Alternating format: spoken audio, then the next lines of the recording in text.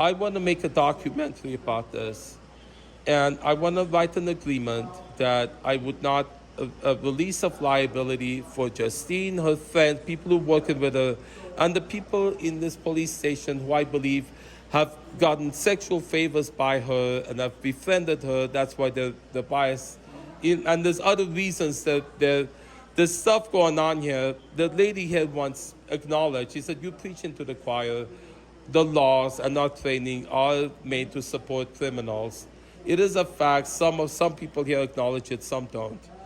I want to make a documentary about it. I want to write a release of liability so that people won't be afraid of revealing the truth about what's going on here, why the police department and the laws are written in favor of drug dealers and prosecute criminals who use these ways to take over businesses and local real estate using these gaslighting and threatening and blackmailing methods. I want to write an agreement that I won't sue anybody, I won't incriminate, I don't want to blame anybody, accuse, I want everybody to come clean. And then, depending on the story that they give, the value for my documentary about this, they would receive their fair share of the profits of that documentary going public. So I would write that agreement. And an officer, I think there was a supervisor that I talked to, said, you can write that they do want the release of liability, notarize it. I want to make that statement offer to you, that the officers here, they would come clean and tell me what's really going on.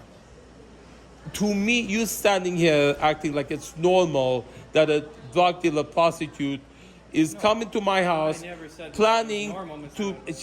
You realize she's been empathetic to your situation. So you realize the purpose there, besides the drug dealing and prostitution, was to frame evidence, create evidence that she could use to sue me. She said that repeatedly. Well, anyone's entitled to sue anyone for any reason. I'm not saying whether she's entitled to or not. The fact that she is, the number of frivolous lawsuits going on it's out of control. Yes, so because of your policy that you're indifferent to it. That she says she's intention is clearly that in my house, and you don't want to do anything about it. Right? You don't want to investigate what she's done in Anaheim, in the people she's done this to in the past. You don't want to investigate it, and you're not allowed to make moral judgments about it. You can't look at other stuff because it happens elsewhere. You don't have jurisdiction. You can only discuss what happened today. All of these policies you have that prevent you from seeing what she's doing.